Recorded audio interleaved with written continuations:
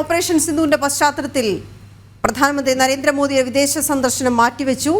കേന്ദ്ര ക്യാബിനറ്റ് സുരക്ഷാ സമിതിയുടെ യോഗം ചേരും. പ്രധാനമന്ത്രിയുടെ അധ്യക്ഷതയിലാണ് യോഗം ചേരുക. പ്രതിരോധ മന്ത്രി രാജ്നാഥ് സിംഗ് പ്രധാനമന്ത്രിയുടെ വസതിയിൽ കൂടിക്കാഴ്ച നടത്തി. ഇങ്ങനെ പ്രധാനപ്പെട്ട ചില കൂടിക്കാഴ്ചകൾ കൂടി. ജിഷ്ണു കൃഷ്ണ വിവരങ്ങളുമായി ചേർന്നു. ജിഷ്ണു, പ്രധാനപ്പെട്ട കൂടിക്കാഴ്ചകൾ കൂടി ഉണ്ടെന്ന് ക്യാബിനറ്റ് യോഗം അടക്കം തീരുമാനങ്ങൾ പുതുതായി കൈക്കൊള്ളുമെന്ന് കരുതുന്നു. വിവരങ്ങൾ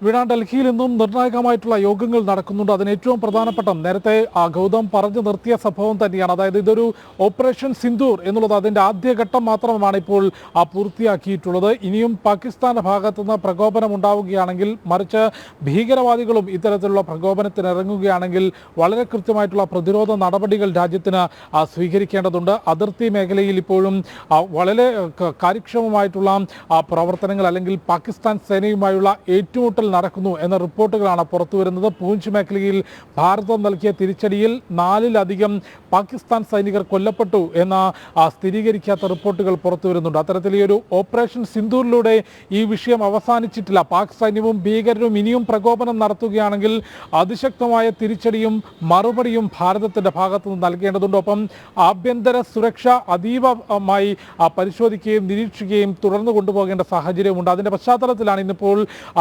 മന്ത്രിസഭയുടെ സുരക്ഷാ കാര്യസമിതി യോഗം ചേരുന്നത്. പ്രധാനമന്ത്രി നരേന്ദ്രമോദിയുടെ നേതൃത്വത്തിൽ ചേരുന്ന യോഗത്തിൽ പ്രതിരോധ മന്ത്രി രാജ്നാഥ് സിംഗ്, കൂടാതെ വിദേശകാര്യമന്ത്രി എസ് ജയശങ്കർ, ആഭ്യന്തരമന്ത്രി അമിത്ഷാ, ധനമന്ത്രി നിർമ്മല സീതാരാമൻ, കൂടാതെ ക്യാബിനറ്റ് സെക്രട്ടറി, പ്രതിരോധ വകുപ്പ് സെക്രട്ടറി, ഇത്രയും പേരാണ് ഈ സുരക്ഷാ കാര്യസമിതിയിൽ പങ്കെടുക്കുക. ഈ സുരക്ഷാ കാര്യസമിതി നേരത്തെ ഈ പഹൽഗാം ഭീകരാക്രമണം നടന്നതിന് ശേഷം ഈ തിരിച്ചടി നൽകുന്ന ഓപ്പറേഷൻ സിന്ദൂർ വരെയുള്ള ഘട്ടത്തിൽ 2 തവണ നിർണായകമായ യോഗം ചേർന്നിട്ടുണ്ട്. ഇത്തരത്തിൽ വലിയ രീതിയിൽ പ്രതിസന്ധികൾ വരുമ്പോഴാണ് സുരക്ഷാ കാര്യസമിതി യോഗം ചേരുക. ആഭ്യന്തര സുരക്ഷ, ഒപ്പം കൗണ്ടർ ടെററിസം, അതിർത്തികളിലെ നിർണായകമായ തീരുമാനങ്ങൾ ഇവ കൈക്കൊള്ളാനും നടപ്പാക്കാനും രാജ്യത്ത് അധികാരമുള്ള സമിതിയാണ് മന്ത്രിസഭയുടെ സുരക്ഷാ സമിതി. ആ സമിതി ഇന്ന് വീണ്ടും യോഗം ചേരുന്നു. സുരക്ഷാ ക്രമീകരണങ്ങൾ സംബന്ധിച്ച് അതിശക്തമായിട്ടുള്ള നിരീക്ഷണവും വിലയിരുത്തലും ഉണ്ടാകും. തുടർ നടപടികൾ സംബന്ധിച്ചുള്ള ചർച്ചകളുണ്ടാകും. പ്രതിരോധ മന്ത്രി രാജ്നാഥ് സിംഗ് ഡൽഹിയിൽ സെവൻലോക് കല്യാൺ മാർഗിൽ പ്രധാനമന്ത്രി നരേന്ദ്രമോദിയുടെ വസതിയിലെത്തിക്കൊണ്ട്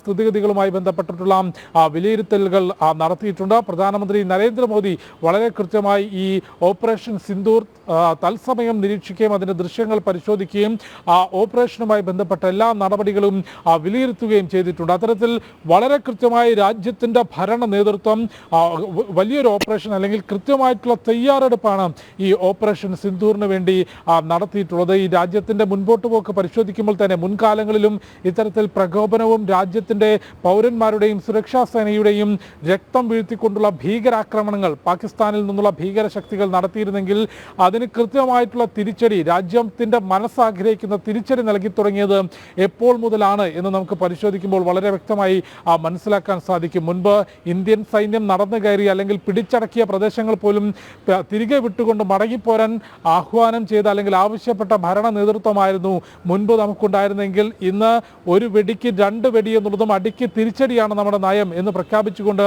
സൈന്യത്തിന് ഈ പഹൽഗാം ഭീകരാക്രമണത്തിന്റെ തിരിച്ചടിക്ക് പൂർണ്ണ സ്വാതന്ത്ര്യം നൽകിയിട്ടുള്ള, അതിനെല്ലാ തരത്തിലുമുള്ള പിന്തുണയും തയ്യാറെടുപ്പുകൾക്ക് ആവശ്യമായിട്ടുള്ള നടപടികളും സ്വീകരിച്ചിട്ടുള്ള ഭരണ നേതൃത്വത്തിന്റെ വിജയം കൂടിയാണ്, അല്ലെങ്കിൽ മുഴുവൻ ഭാരതത്തിന്റെ വിജയം കൂടിയാണ്, അഭിമാനമാണ് ഈ ഇന്നലെ രാത്രി പാകിസ്ഥാനിൽ പാതിരാത്രിയിലും സൂര്യൻ ഉദിക്കുന്ന തരത്തിൽ മിസൈലുകൾ ചീറിപ്പാഞ്ഞ് നടത്തിയിട്ടുള്ള ഓപ്പറേഷൻ സിന്ദൂർ എന്നുള്ള കാര്യത്തിൽ യാതൊരു സംശയമില്ല. ആ സിന്ദൂറിന്റെ ആദ്യഘട്ടം മാത്രമാണ് പൂർത്തിയായിട്ടുള്ളത്. അതിർത്തി മേഖലയിൽ അതിശക്തമായിട്ടുള്ള സേനാവിന്യാസം നടത്തിയിട്ടുണ്ട്. പൂഞ്ച്, ബാരാമുള്ള മേഖലയിൽ ഇപ്പോഴും പാക് സൈന്യവുമായി നേരിട്ടുള്ള വെടിവെപ്പും ഷെല്ലാക്രമണവും നടക്കുന്നു എന്ന് മനസ്സിലാക്കുന്നു.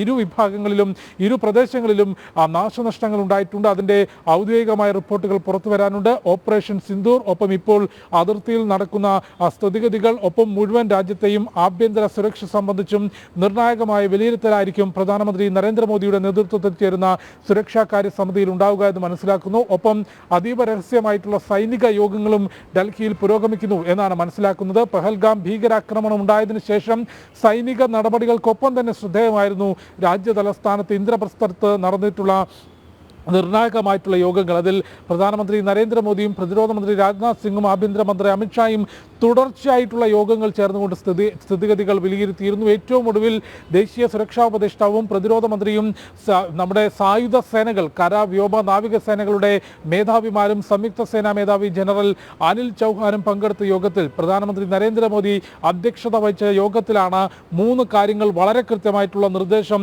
സായുധ സേനയ്ക്ക് പ്രധാനമന്ത്രി നൽകിയിരുന്നത്. ഒന്ന്, പഹൽഗാം ഭീകരാക്രമണത്തിന് കനത്ത തിരിച്ചടി നൽകണമെന്നത് രാജ്യം കൈക്കൊണ്ട ദൃഢനിശ്ചയമാണ്. രണ്ടാമത്തേതെന്നുള്ളത് രാജ്യത്തിന്റെ സൈന്യത്തിൽ പൂർണ്ണ വിശ്വാസമുണ്ട്. 3, ഏതും രീതിയിലുള്ള മറുപടി നൽകണം. ആ മറുപടിയുടെ സ്വഭാവം എന്തായിരിക്കണം, സാഹചര്യം എന്തായിരിക്കണം, സമയം എന്തായിരിക്കണം എന്നുള്ളത് സൈന്യത്തിന് തീരുമാനിക്കാം. അതിന്റെ പൂർണ്ണ സ്വാതന്ത്ര്യം സൈന്യത്തിന് വിട്ടു നൽകുന്നു. ആ 3 തീരുമാനങ്ങളാണ് അന്ന് ആ യോഗത്തിലുണ്ടായിരുന്നത്.